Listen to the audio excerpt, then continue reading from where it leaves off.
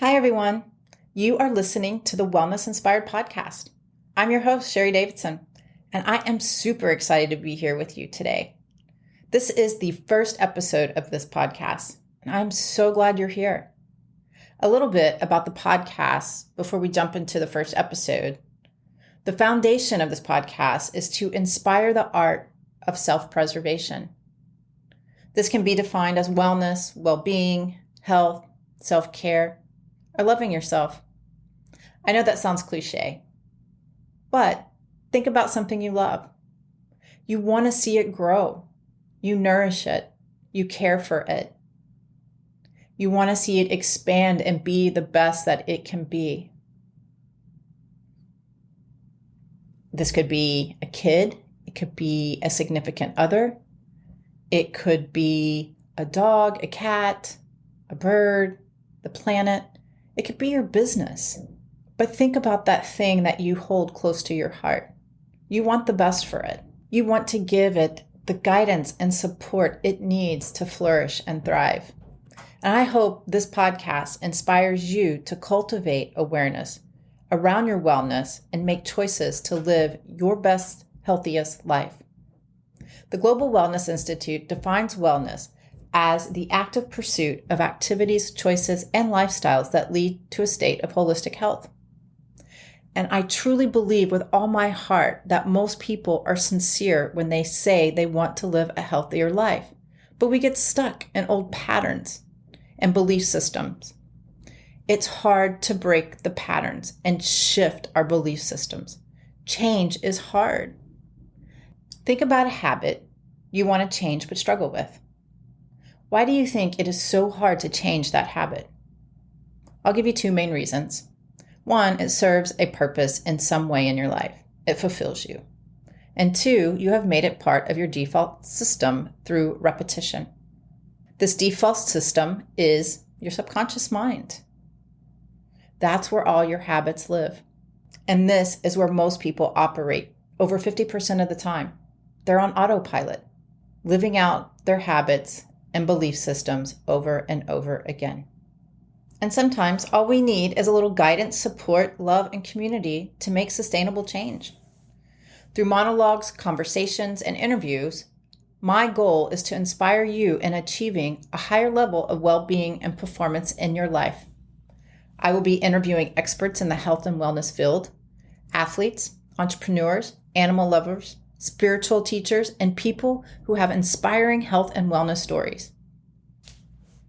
I have brainstormed over 65 topics and ideas on health and wellness, and I can't wait to share them with you. The first episode is on spiritual direction and animal communication with Keveney Evanne of Love Much. Coming up in the next couple of weeks is the glorious gut biome with Shauna Tatum and financial wellness with Soledad Tanner of STC Financial Consulting. I am stoked to see where all this goes. I hope you join our community and get the inspiration you need to live a wellness lifestyle on the Wellness Inspired Podcast. Please subscribe to the Wellness Inspired Podcast so you don't miss out on a new episode. And please share the podcast with family and friends. If you like what you hear, please give me a rating and review wherever you listen to your podcast. It helps others find me as well. You can also keep up with me on Instagram at Wellness Inspired and Facebook at the Wellness Inspired Podcast. To receive wellness inspiration in your inbox, sign up for the mailing list at wellnessinspiredpodcast.com. I love hearing from you too. Your ideas, suggestions, and feedback are important to me. Please contact me at Sherry, SHERI, at wellnessinspiredpodcast.com. Let's do this. My first guest is Keveney Evanne Avila. She is a spiritual director, animal communicator, author, and friend. With compassion, truth, and humility, Keveney supports spiritual seekers as they confront their shadow selves, discover their divinity, fulfill their unique purpose, and radically serve others. She works with clients privately and in groups and holds workshops and retreats throughout the United States. She is also well known for her animal communication and healing work with animals. She has appeared on O Magazine, Fox, Elephant Journal, and Thrive Global. I love what Keveney does, spiritual direction and animal communication. She helps a lot of people and animals live their best lives. But I also love her journey and how she got here. Many times our paths are not so clear to us, but are always shown to us if we're paying attention. The next step is to take action. Prior to 2017, Keveney practiced corporate law, and one morning, her beloved Labrador retriever had multiple seizures. Her dog was a catalyst to change. It changed her path from law to spiritual direction and animal communication. That's all I will say here. I will let Keveney tell her story. So let's jump in.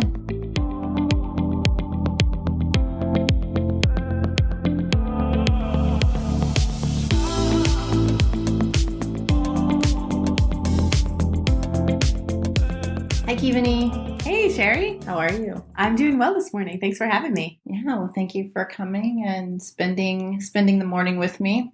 It is raining. Yes. It's thundering, so you guys will probably hear some of that in the background. But yeah, thanks for coming. We met, I guess, 2 years ago? Yeah, about that. I think January. I think I met you in January. Yeah. Maybe right before 2020, I think I met you. Because I came to one of the networking meetings when I was thinking about joining. Yes. But yeah, so Keveney and I met at a networking event or group. Mm-hmm. And I remember when you were one of the first presentations that I saw. I think I was the first for the group. I think it was either you or Gabe. Yeah. Yeah. And when I saw your presentation and heard your story, especially about how much you loved animals, I was like, yeah, we're going to be friends. Yeah. So I really appreciate you coming here. And you have a book called Lawyers, Lies, and Labradors. I do. Yeah. I launched that in January of 2020. So right before the world changed. Yes, yes. Well, I started reading it. I have to say I haven't finished it, but I really enjoyed what I have read. And it is your story. It's kind of like rags to riches, but wreck to wellness. Yes. Yeah. Very much. I practiced law for 10 years prior to having my own business. And I always say I gave corporate, 10 years and 100 pounds. So I was definitely wrecked when I left corporate. Sure. Yeah. And you mentioned in your book how you had love, money, and success, but you were filled with anger, unhappiness, you were unhealthy, and the catalyst to change was your dog. It was, yes. Yeah. Yeah, she was a Labrador, Great Pyrenees mix. And one night she had 5 massive seizures early in the morning. And I knew with every cell in my being what was going to happen. I saw the entire day play out. I knew what the vets were going to tell us, which was to put her down. And I just knew that wasn't it. And that she was taking on my stress, my frustration, my husband's. And I knew if I took her home and did what I did when I was little, which is play with energy, that she would be okay. Yeah, and she was. Yeah. She never had another seizure, and she lived another year and a half to be 11 or 12. That's amazing. That's such a great story. And it's dogs just play such a huge part in my life. And I think they are so healing. Absolutely. For us that we just have this love for them that we'll do anything for them. So for her to be the catalyst of, that's huge because it changed her whole life. Yeah, I saw myself going downhill. I saw the stress. I saw the frustration, the cortisol, all the things. I wasn't willing to change my life, so to speak, for myself, but I would do anything to save her. Yeah. That's so awesome. That's so awesome. Well, I think it was a very courageous move to step away from law. Mm-hmm. Many people would not do that. Because of all the fears that they might have, whether it's stability, money, kids, college, they're familiar with their current situation. So I think it takes a lot of courage to do that. So that shift that you made was you got into or studied spiritual direction as well as animal communication and healing. Yeah, I've always been interested in alternative herbal remedies and natural health, and like you do acupuncture. And I've always had access to sort of the spiritual world and the energy world. And so I had taken some, little Reiki classes here and there, things in the past, but I dove into lots of different modalities. Started combining my own method of healing that I used as a little kiddo, playing with energy with some more structured modalities, and found my own, way to work with people and animals.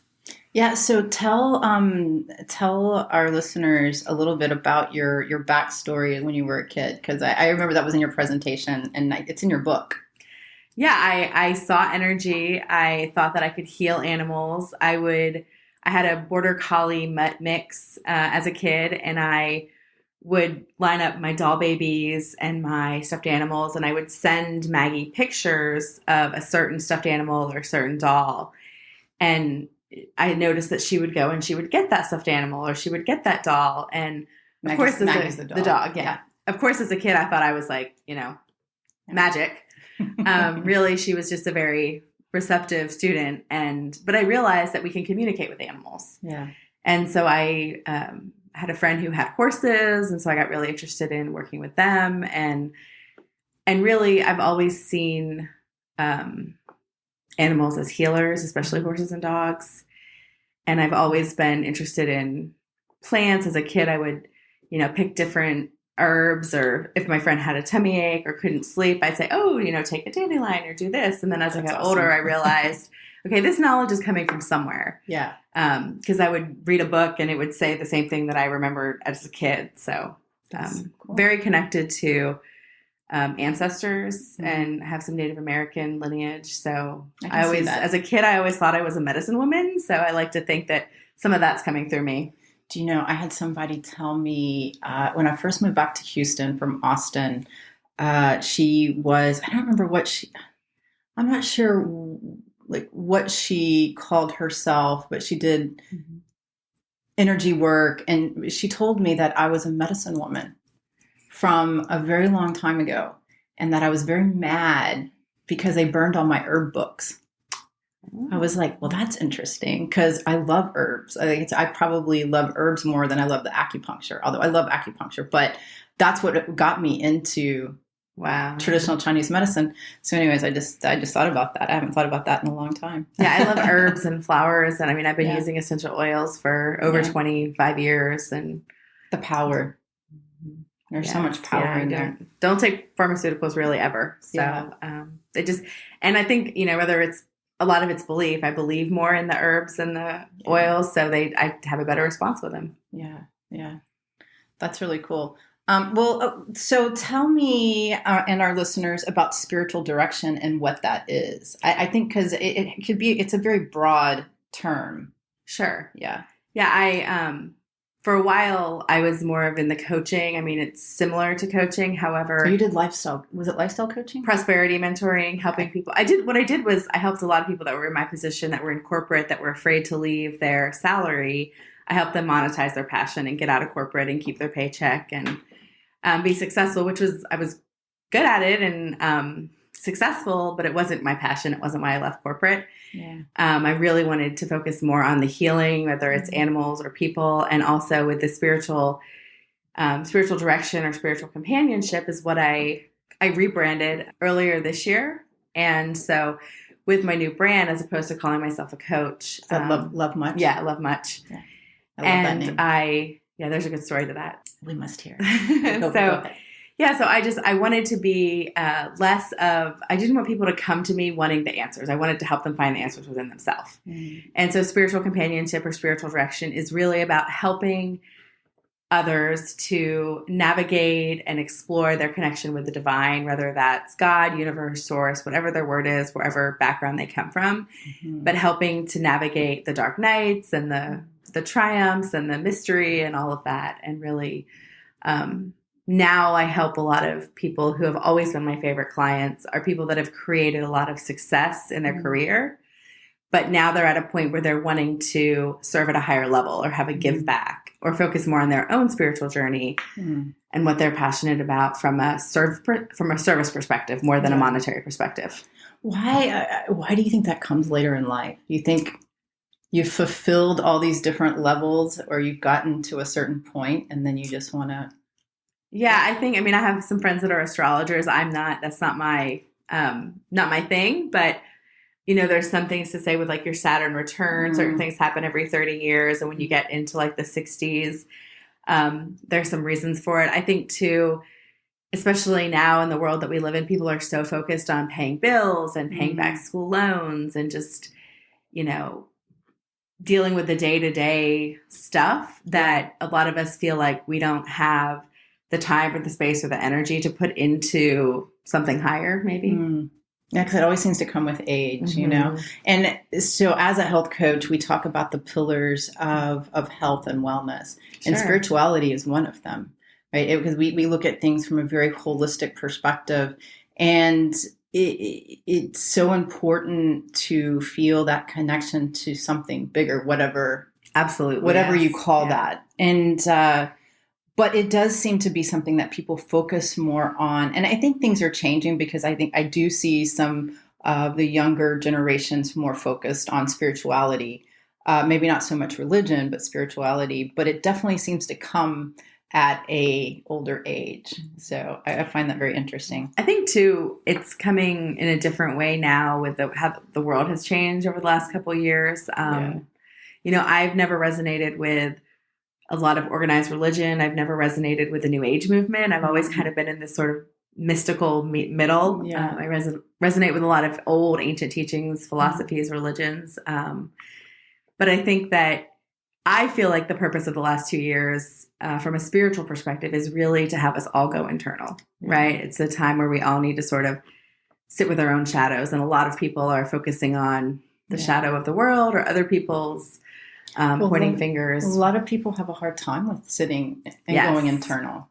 And that is what you do, is help people through that process. Right. I say, and this is my clients' words kind of being mirrored back to me, but helping people navigate their spiritual ruts and dark nights. Yeah. So those really, the times that seem the darkest and the heaviest, there's so much, it's the death before the rebirth. It's the mystical heartbreak. So that's a lot of it. And so how do you, this is kind of an obvious question, but I want to hear your answer.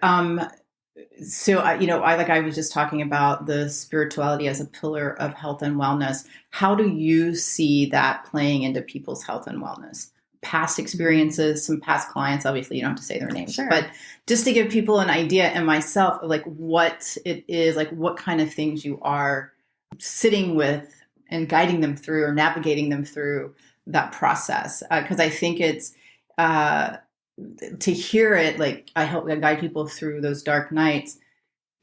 I get it, but it's still a little not tangible. Thank you. I think, so common themes, I would say, people come to me sometimes when they've received a, terminal diagnosis, right? Or they're struggling with some sort of chronic issue. And so it's very heavy and it's hard. And so I help them to come to, first decide, okay, do you want to take this on, right? And sometimes we have to take certain parts of it on because we're experiencing it, but really finding a way to navigate through that illness or that diagnosis and hopefully come out on the other side. And it's also, people maybe that are going through, a divorce or an empty nester, like something has some life circumstance has caused them to be sad or to be in just not a great place, especially, there's a lot of things that we can choose to latch onto that can make us unhappy right now. Yeah. So sometimes it's really just helping people navigate the time that we're living in. Yeah. And I think too, a lot of times people that have grown up with certain beliefs, whether they're religious or philosophical or whatever we're sort of imprinted with, unraveling those and getting to what is true for you, or what have you taken on from society or from other parents, religions, whatever, and helping to sort of, rebuild their beliefs, figure out what's important. It's almost like recreating yourself after some event, because I think people do get stuck when they have a major life change, whether, like you said, it's a divorce or empty nesters or what we're going through today. I do coaching for University of North Carolina for the students, and one of the common themes right now is obviously COVID and how they are responding to that experience being in college. And it's hard. It's very hard. A lot of them feel isolated and alone.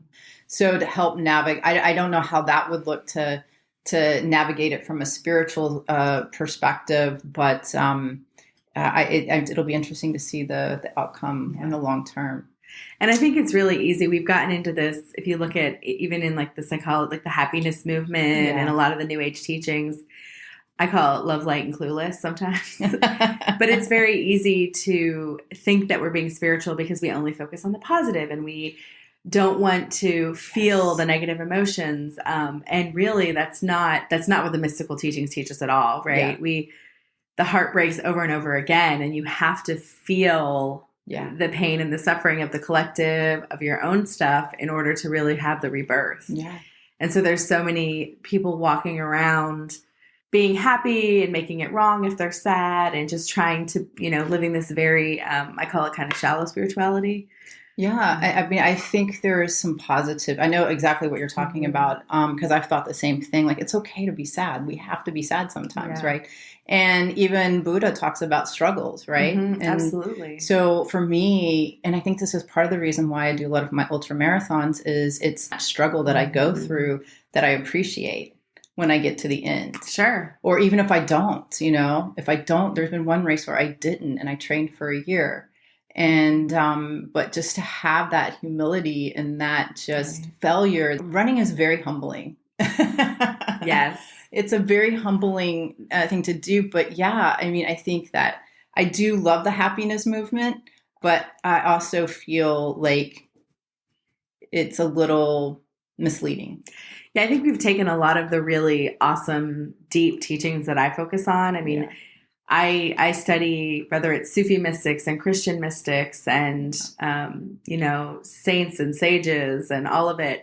There's a common thread in all philosophies and all religions. Like in the Christian mysticism, we might talk about, St. John of the Cross, the dark night of the soul, right? And there's a purpose for that. It's the phoenix rising. It's the rebirth. And so helping people to see that the greatest gift is sometimes in that darkness. And when we're so close to greatness, we're so close to divine, whatever your word is, we're often blinded by the light, right? So we have to move through the darkness to get to the other side. Yeah. Yeah. You can't have the light without the dark. Yeah. And so many people, right now, and I mean, not right now, I say right now, but, modern days, when we focus on everyone else being wrong, everyone else being the enemy, we become the enemy, right? Because when we focus on evil and we give so much power to it, oftentimes we end up in anger and judgment and self-righteousness, which is, to me, the opposite of spirituality, faith, love, God, whatever your word. Well, the yin-yang symbol in traditional Chinese medicine is the light and the dark, right? And then you have the yin, which is the dark, is the substance. It's it's tangible. It's and it's dark, right? But it's nurturing as well. And then you have the yang, which is the white, and it's action. It's the light. It's function instead of like. When we talk about the organ, we have the organ, which is the yin, and then you have the function of that organ, which is the yang. But then in each one, you have a little bit of the dark within the light, because they start to transform into each other. And there's a whole philosophy. And Chinese medicine is all based on that. Like, that simple sign can be so complex. Yeah. But it reminds me a lot of the divine feminine, right? Yeah. So whether you look at like the Hindu goddess Kali, or you look at, different teachings about, the Black Madonna and Mother Mary, there's this, I feel that much of society has sort of distorted the truth about the divine feminine. Because there's that all loving, unconditional compassion, which is a huge part of it. But there's also that ferociousness and that protection and that fierce and that darkness, right? And whether you call it feminine, masculine, can show up in a lot of different containers, but it's really about the integration of both. Yeah. Right. Yeah. It's important. Yeah. Because you can't have one without the other. Absolutely. Yeah. And the yin is actually the feminine in Chinese medicine. The yang is the male. It's the action, the go. There's so much power if we can embrace the divine feminine in the way that, I believe. You're saying the divine feminine, because I don't know much about that, is the like, if we were going to relate that to the yin and the yang, would be all in one. It wouldn't be separate. Is that what you were saying? I mean, I think there's both in the divine feminine. The way I teach, right? There's we have the substance, we have the power, we have the death, and we also have the compassion and the love and the rebirth in both the divine feminine and the divine masculine. We tend to separate it in our Western society. I see what you're saying. Yeah, integrating. I mean, you could say divine feminine, divine masculine, but I think both have both, right? Yeah, the yin within the yang and the yang within the yin. Exactly. I love it. And you have workshops on that. I do, yes. I do day workshops. So they're at my studio here in Houston, and it's usually a Friday evening and then all day Saturday and Sunday. And then I also do longer overnight retreats, destination retreats. And I'm you had one in Galveston. Was that the divine feminine one you had? I have the divine feminine, the first divine feminine one. I'm not sure if this will launch before then or not, but November 5th, 6th, and 7th, I have one here that's a day retreat at the studio. That's on. It's called Wild Love. Okay. And it's really about embodying the ferociousness as well as the merciful nature of the divine feminine. And so November 5th, 6th, and 7th. 5th, 6th, and 7th. Okay. I'm going to try and launch this podcast in October. Okay. But if not, I'll put the link in the show notes. And then, because would that be the same link if you did a workshop like? The divine feminine workshops will always be the same link. I'll just update the times because I am going to do one this fall, and then I'm also going to do one probably in January and maybe once a quarter. Okay, so I'll put that. We'll put the link in the show notes just in case I don't get it. Yeah, you can always try the next one. Yeah, and you can try the next one. So I think that's so awesome. And your book, you said you were rewriting your book, or I am. Yeah. I've had time to sit with it now. It was funny. I gave it to my husband right before it went to print, and I said, "Speak now, forever hold your peace." And when it came out in an actual book, he said, "Oh, I probably should have read it more closely." So I'm tweaking a few things, taking out a few pieces that aren't really. I feel like I worked through some of my stuff in the book, and now it really doesn't have the energy on me that it did.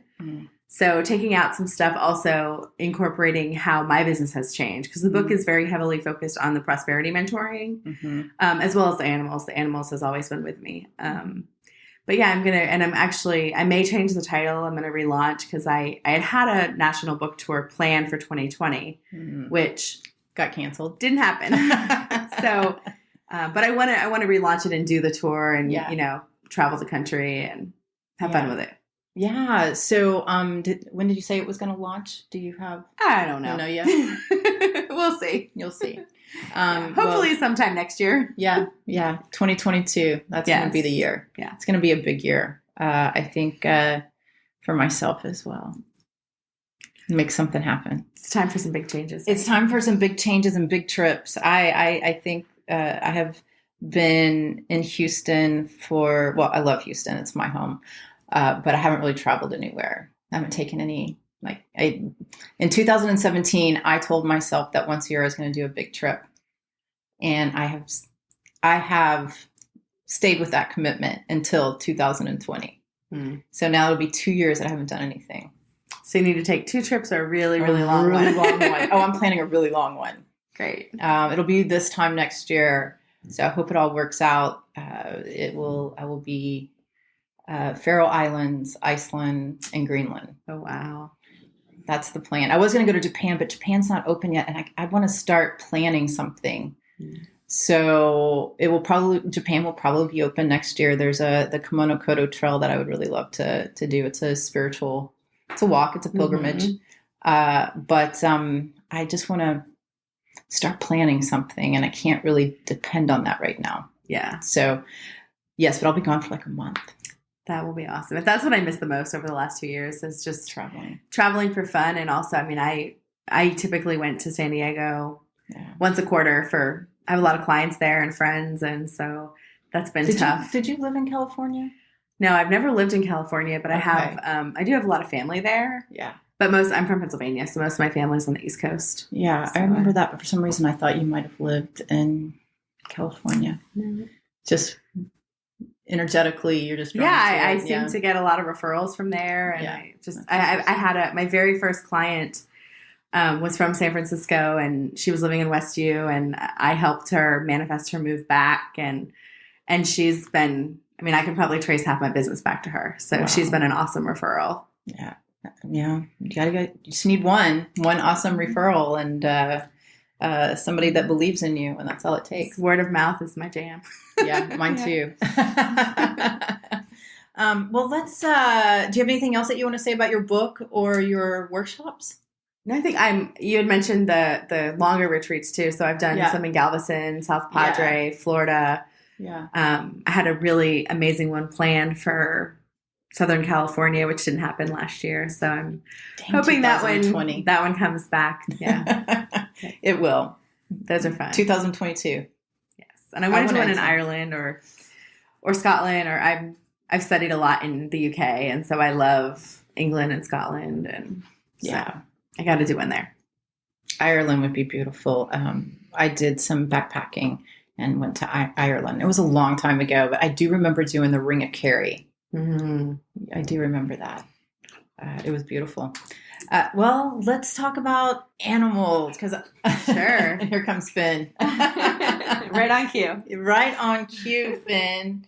Animal communication. Yes. I find it fascinating, and I do too, and I do it every day. Yes, and I'm a total believer. I feel like I talk to Finn all the time, and he talks to me like he's talking to me right now with his eyes. Mm-hmm. But so we talked a little bit about it in the beginning, how you got into it. When you are working with somebody or working with a client, a four-paw client, mm-hmm. what are the typical reasons that people seek you out to communicate with them? Yeah, a lot of times it can be behavioral. Mm-hmm. It can be a dog that maybe they've rescued or they've adopted recently, and there's something that they can't figure out what's going on.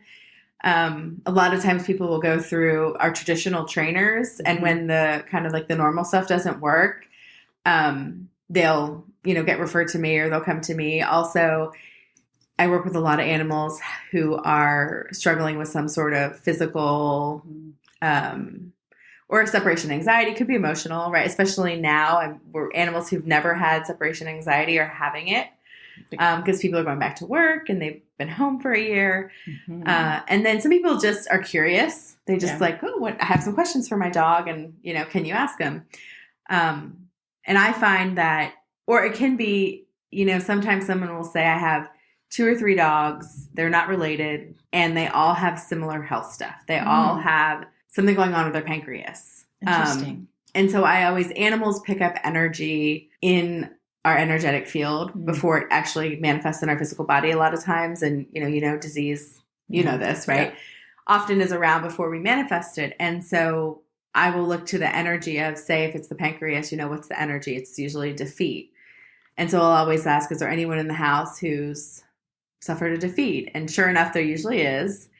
And when I work with that person, then the animals no longer have the issues. They're so sensitive. So yeah, they are. And a lot of times people aren't either willing to spend money on themselves or just aren't ready to, that's how it shows up. But really it's that they're not ready to really look inside and face the stuff. Yeah. But they don't want their animals to be sick.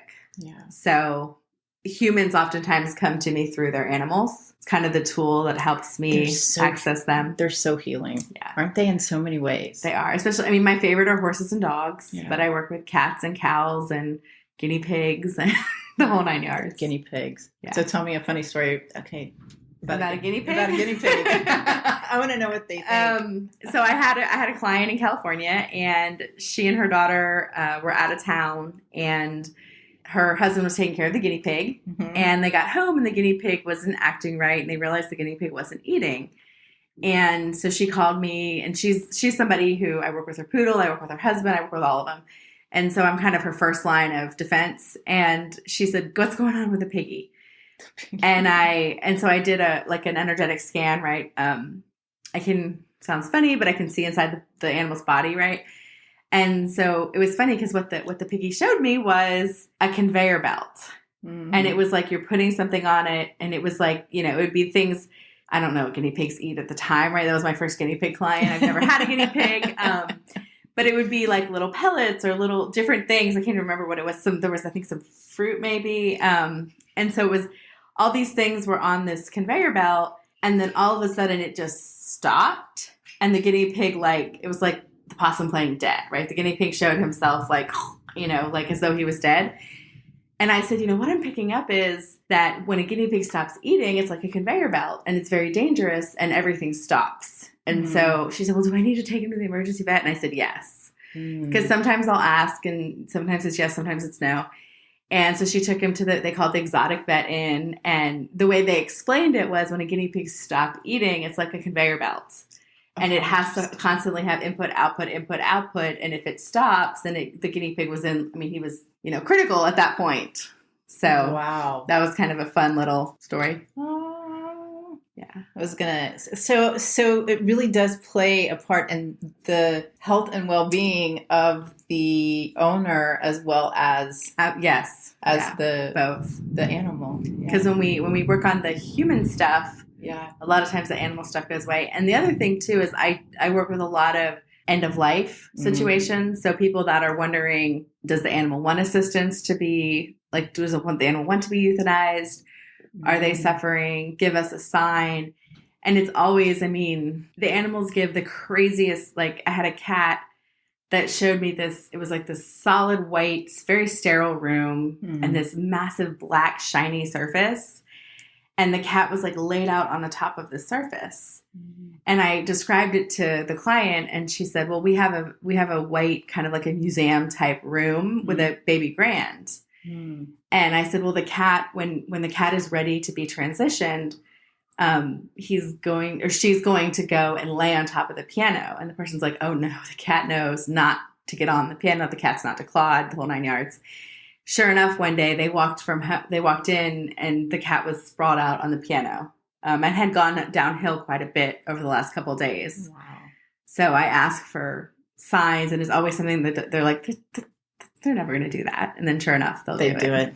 Mm-hmm. Well, I wish I knew you when Jack was around. He was 17.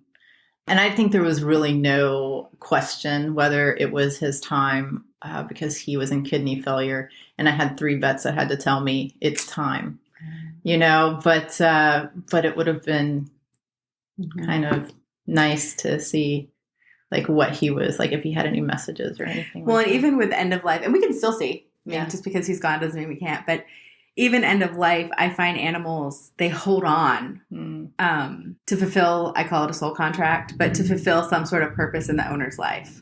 Yeah. And so sometimes there's a lesson, especially if a dog or a cat or a horse is just holding on and on and on. I can go in and help, they'll show me pictures from different times, oftentimes the person's life. And I do this every day, and I'm like, where does this happen? Where does this come from? Right. It's still kind of a mystery. Yeah. But they'll show me things, or sometimes different visitors will come in and help to understand what closure needs to happen. So it's very healing. Obviously, it puts the animal at peace, but it's very healing for the human too. That's interesting because I still think Jack's around. I think I told you. Well, you know that. Yeah. Because every time and maybe it's me still holding on to him, because every time I see a picture of him, I acknowledge him and I tell him I love him and he's missed. And then I go on with my day. But I don't know, it's probably both of us. Sure. We're hanging on. I see him as one of my protectors. So, and I totally think animals can be like your guardian angels and kind of watch over you. Yeah. Yeah. Some of them are, it's kind of like people talk about like spirit guides or departed loved ones. I always say some people are here for a reason, a season, and then some are, I call them like life guides. Yeah. They're a part of us. Yeah. Whether it's an earth guide or a departed loved one or an animal. Yeah. They're just kind of with us forever. Kind of how I feel about Jack. Yeah.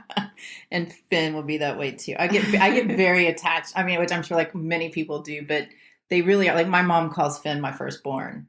She's like, well, Jack was really your firstborn, but Finn is your firstborn. I was like, yeah, I know. Yeah. Well, I have one of the dogs I have now, Kinley. She was a rescue, and we weren't really even thinking about getting another dog. And she came in a few months after my grandma passed, and my grandma was my person. And so she totally came in as a heart healer. My husband jokes and says, when she decides to pick out a new sweater, that's what we call it when they cross over the Rainbow Bridge. He goes, am I going to have to put you down too? But we're just, I love all my dogs, right? Yeah. I'm connected to all of them. But I mean, she and I are just like codependent almost. Yeah. Him and I are, I definitely think that. And he's a rescue, and not in my wildest dreams would I have, I didn't even think about getting a dog that would run with me, right? And enjoy running so much, but he loves it. Like, he is like the best trail dog. He does. I see pictures and he's all into it. He's so happy. And, he was dealing with, he was diagnosed with intervertebral disc disease a few years ago.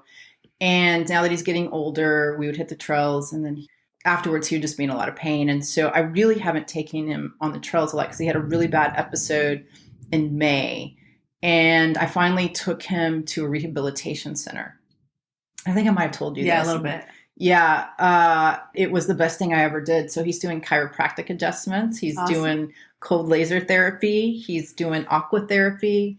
Dr. Mickelson, she does not think that it is the disc disease, which for us, like, I thought I was at a point of acceptance. I was looking at ramps for the bed because it had moved from his neck to his hips. And that he was staying in the episode. Like, normally he'd be out of an episode in 2 weeks. And this was the whole month of May. And I was like, okay, Sherry, accept. This is how it is. He's not going on the trails anymore. And I took him there, and she turned, in a snap, turned our whole world around. Amazing. And it's amazing. She's like, I cannot rule it out. She goes, I do not believe that is what it is. He's been doing therapy. And guess what? This past weekend was his first weekend without a leash to run on the trail, which means he runs harder. Right. He can go faster. He can go faster. He can fall behind and sprint to catch up. He'll run in front. And this weekend was his first weekend since May to do that. And he seemed to do okay. Look at him. Yeah, he seems good today. So, but he's, I'll do anything for him. And I know some people laugh at me, but hey, I'm an acupuncturist, an herbalist, and a health coach. So why wouldn't my dog be doing chiropractic adjustments? Right. And she's an acupuncturist as well.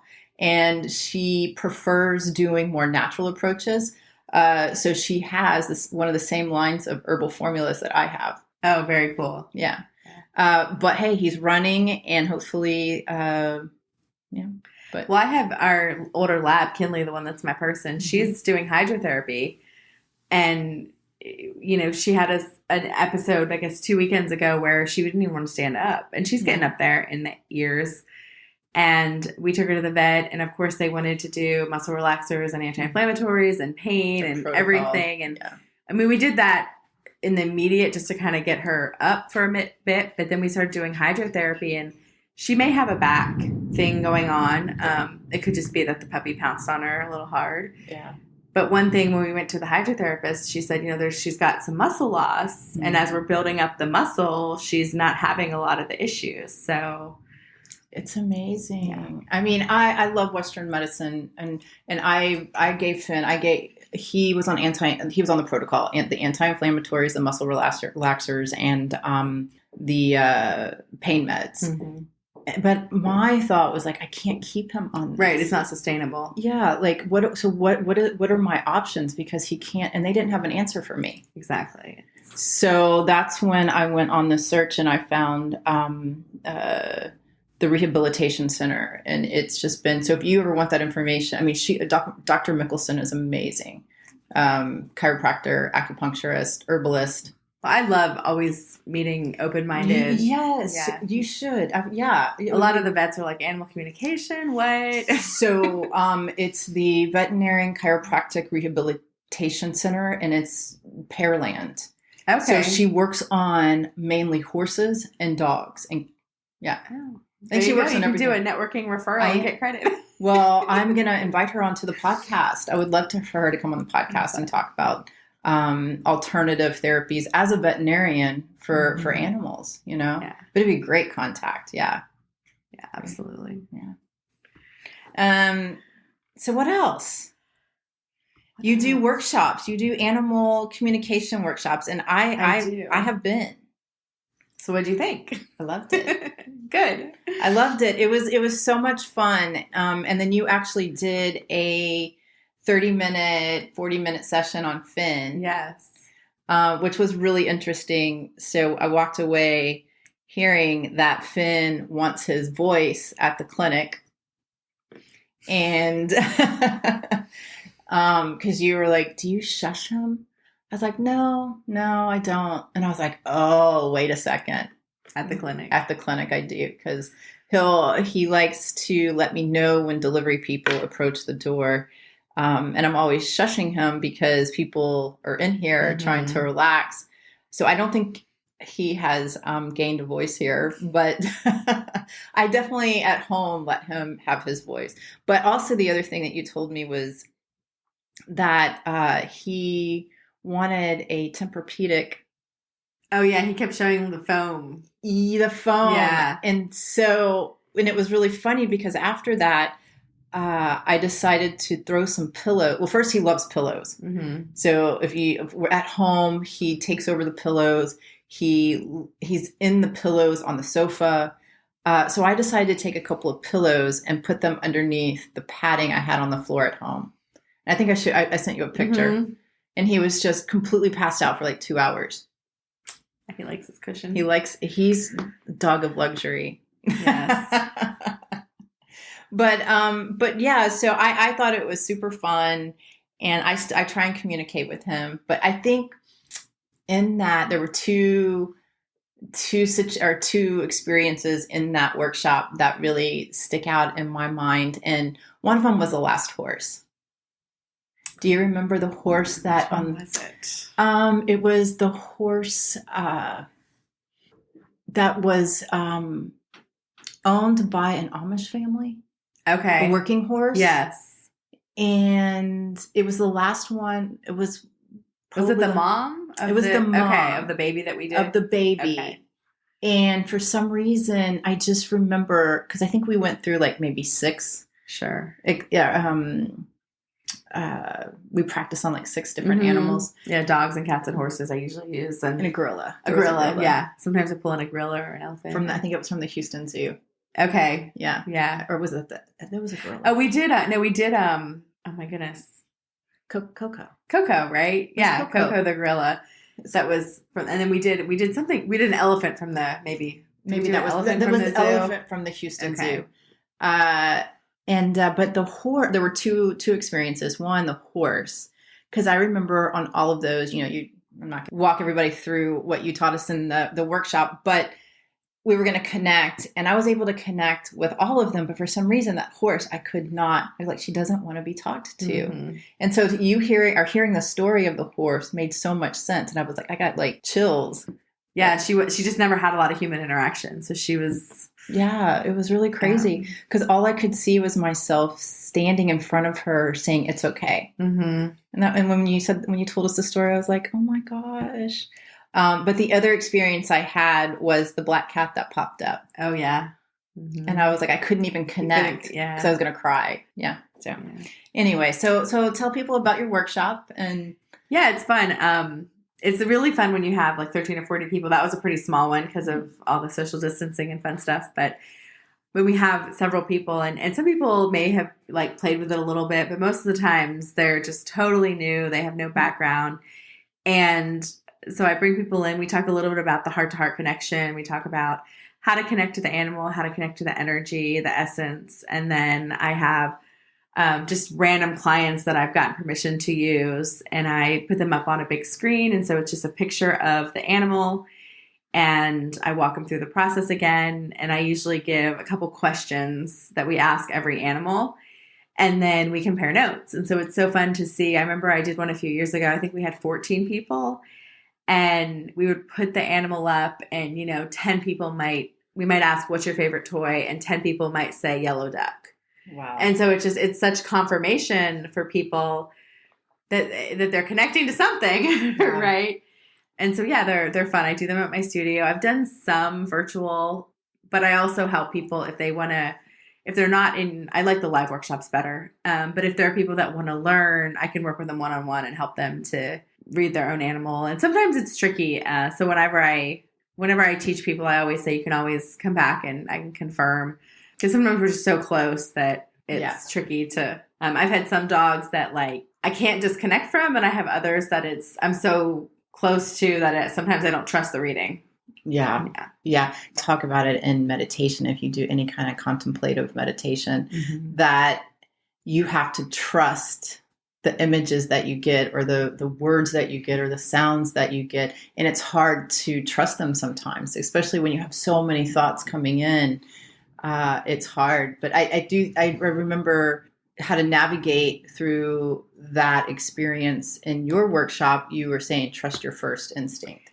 Yeah. And I still like, sometimes what I get is so crazy that I'm just like, these people are going to think I'm wackadoodle if I tell them. But I found that the more I share the things that I find to be like totally out there, they're the messages that resonate the most. And they're like, I know exactly what you're talking about. Yeah. I've had really fun stories, especially I work with men and women. And I have some really fun stories with like attorneys and engineers who I'm pretty sure their wife held a gun to their head to come. And then like I see a specific animal. There was one guy, he was a CPA and he had a CPA and a JD. So he was this like forensic accounting, and a lawyer. And he came in, and the first thing I kept hearing like Gigi, and I saw this orange cat. And I said, okay, I'm just going to go with it. And he laughed and he said, oh my gosh, you really are a witch. What do you want me to do? And he was like, that was a cat that he had. And he said on his way to my office, he said, all right, guys, if this lady can help me, I want to see Gigi. And he kind of like put it out into the universe as like a dare almost. And sure enough, she popped in. And then he became my best student, That's so But it was funny because I had to, trust my gut and have the confidence to just, let it land where it lands. Yeah. You have to trust that. I know what you're talking about because I go through that here sometimes. I treat a lot of men and women, but a lot of the times the men come because of their wife or their girlfriend. So, and then it's fun to see them flip, and become a believer. So that's awesome. Well, and it's fun. I did, I've done a few more like adolescents lately, readings with them, and it's got to be something with me, right? So I have less of not that I ever have a filter, but they're more receptive because they're younger. They haven't gone through as many years of what we've all gone through. And so I found with this girl, the messages were just like fast. So clear and so fast. And I noticed like sometimes, if you get in your own head, you can try to make the messages make sense. And that's when you'll tell something to somebody and they're like, yeah, that doesn't resonate. And it's because I put some sort of filter on it. Yeah. And so it was a really good lesson for me when I just was working with a kiddo and had less of my human stuff going on. It was confirmation of how fast it does come in. Yeah. And we're not trying to make it something. Which most of the time we are. Yeah. I think that's a big skill to be able to do that. I mean, just in everyday life, right? Not to kind of put your spin on it, but that's really hard to do. So and I think that's that's a skill. Why it's easier with the animals, because everything's crazy that comes with the animals, right? Like I don't need to try to filter it because they're obviously open to it if they've come, and so that's why I love the animal stuff so much. So I remember you telling us, I don't know if it was in your workshop or if it was just in another conversation one day, but you were talking about racehorses. Mm-hmm. And I don't think it was you, but I think it was maybe your teacher that she works with racehorses a lot because they stop running. Yeah, when I left corporate, I thought maybe I should take some sort of actual animal communication course to see what this is about. And so I found a world-renowned animal communicator that was doing a class. And so I went to that. I think it was like a day or two. And she has been called in for different Olympic athletes, horses. And, she said when she goes to talk to the horse, it might be like this particular horse is favored to win and there's no, just totally favored.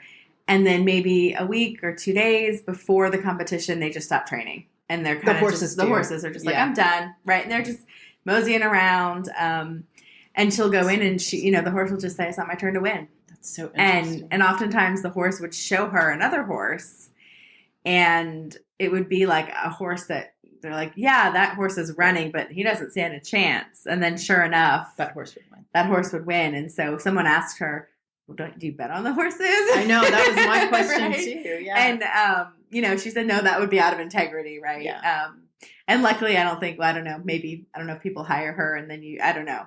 She definitely doesn't encourage that. But it's interesting because they kind of, and it's funny because if you watch like horse races, oftentimes they're all running. And then it's like they all just kind of hang back and let one go forward. I'm going to have to watch. And they're super, so interesting. I find horses to be the most telepathic creatures. Yeah. And horses and dogs, heart healers. So they often come into people's lives when there's been something that needs to be healed. Yeah. I believe that. I totally believe that because I know that Finn has, he came into my life for a reason. Mm-hmm. And he has done a very good job. We both need each other. So I believe that. And I love horses. I've never really been around them, but I find them amazing and powerful and beautiful. There's nothing, I will start to cry if I see a pack of horses or a herd of horses running, sprinting across an open field. I don't know what that is for me, but it's just, there's something about it that I love. And when I went to Iceland a couple of years ago, I rode a Icelandic horse and her name was Star. Oh, wow. And Star, I loved her. I just wanted to bring her home. Yeah, I mean, their energy container is just massive. It's huge. Yes. And she was so sweet and so shy, but very gentle. And I just wanted to wrap her up and They have this gentle power and presence, and it's so huge, but so soft. Yeah. I love it. Well, when are your next workshops for animal communication? I don't have any on the calendar right now, but I'll probably do some. I usually do them like once a quarter. Yeah. That's what I try to do under normal circumstances. So I'll probably do one early 2022. So I have to ask you a question. So why are you drawn to Labradors? Because were all your dogs Labradors? So growing up, my first dog was the Border Collie mix that my dad had that was born a few months before me. So I really my first 14 years of life. I'm an only child, so she was my thing. And then my mom wanted to get smaller animals that didn't shed. So we had Shih Tzus and Yorkies. Mm-hmm. And then in college, I've always just loved labs, their energy. They're loyal, they're fun. They tire a little more easily, even though they're super hyper. And so I got my first Labrador in college, and I had her in law school with me in Rhode Island. Mm-hmm. And then I've had 2 more lab mixes, rescues, and now we have a golden retriever, a white golden retriever. Yeah. I thought the energies would be very similar with a golden and the lab, and they are and they aren't.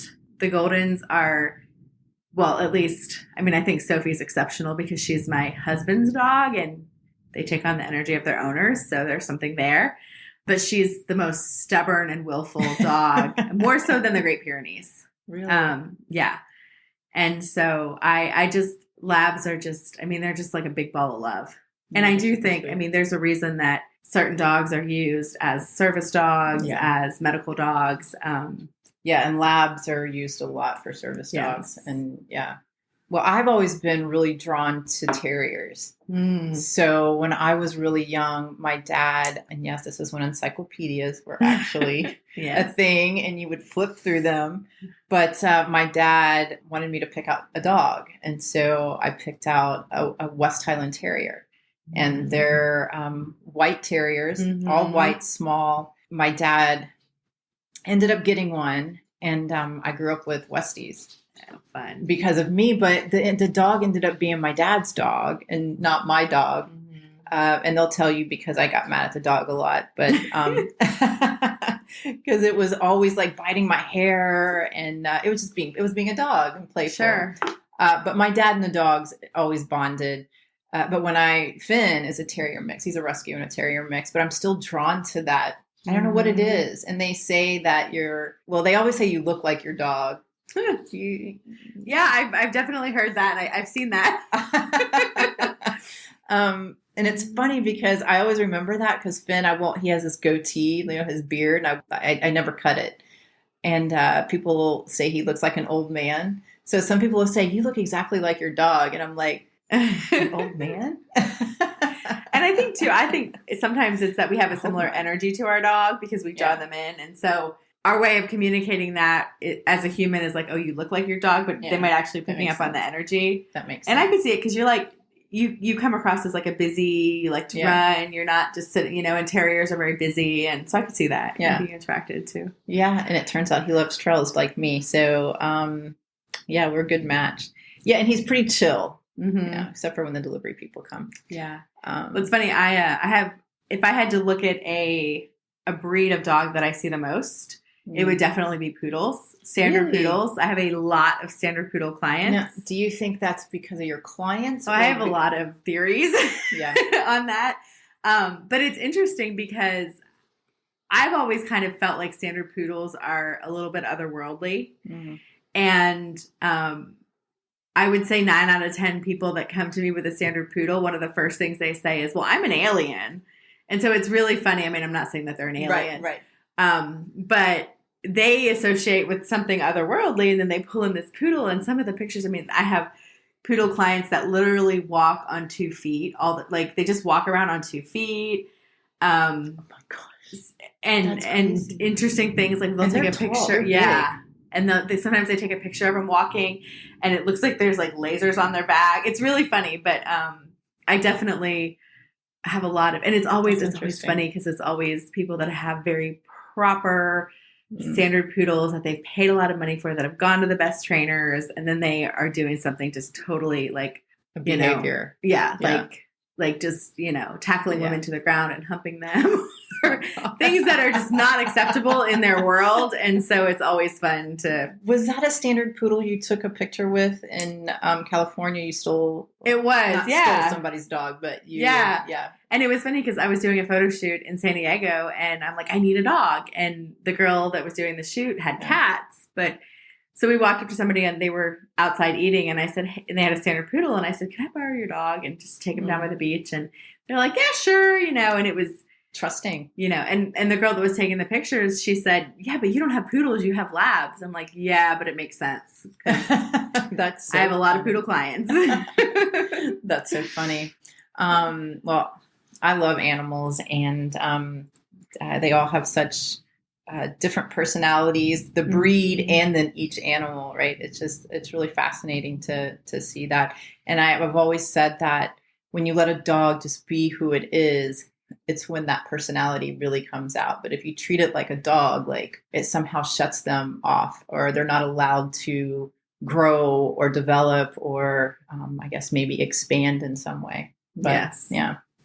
Okay. So do you have any advice or tips for the listeners? Yeah. So I'll kind of circle back to the love much. So when I was wanting to rebrand last year and going through a lot of my own dark night stuff, I kept hearing love much, love much, love much on repeat. And so I just decided, okay, that's going to be my new tagline. That's going to be my brand. And then I got really interested in St. Teresa of Avila. And I started reading a lot of different mystics and different religions, but her book, Interior Castle, and just really started reading about the mystical heartbreak. So I guess the advice comes in terms of like, feel the feelings, don't spend 3 weeks swallowing in bonbons, right? But allow yourself to feel. Like, we are feeling creatures. And I came across, so I started to rebrand at the end of last year, rolled it all out this year. And maybe like 2 months ago, I was reading one of her works that I hadn't come across before. And I came across the quote, and this is what I'll leave the reader or the listeners with.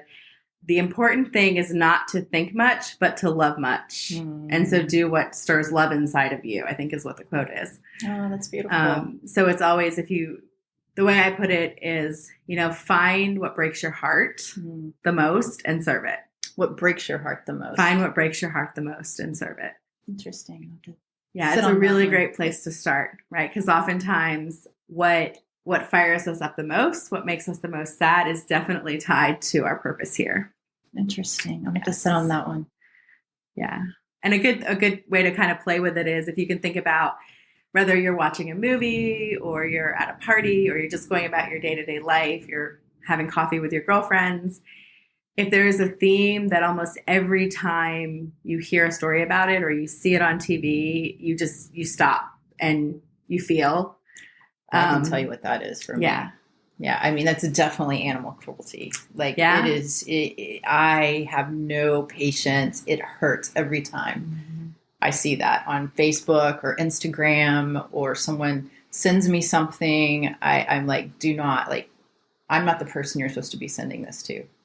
Or maybe you are. Or maybe I am now. Yeah, I mean, for me, it's definitely cruelty to animals and to the environment.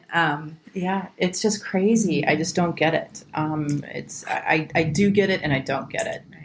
Right. And it's really like that's one thing when I work with people in spiritual direction now. Yeah. That's one of the places we start and really unraveling, okay, so how does that fit into your purpose? Yeah. And does it mean that you're supposed to start an animal rescue and rescue all the animals? Maybe not. Yeah. But there's definitely clues there to unravel. Yeah. Well, Finn is part of this podcast, so we will definitely be talking about topics here on animals and their wellness and their health. Yes. So that is definitely on the plan, or in the plan, I should say. Fun. Yeah. So how can people get in touch with you? The best way to get in touch with me is my website. Okay. I'll put it in the show notes. Yeah, I'll put it in the show. And if you want to know what's going on, when you go on the website, join the Love Much community, you'll get on the email list. I don't really do social media. So the best way is to get on my email list and you'll know all the fun stuff and retreats and yeah. Excellent. Well, I guess this is a good place to wrap up. All right. Well, thanks for having me. It was fun. Thank you for coming. Bye. See ya.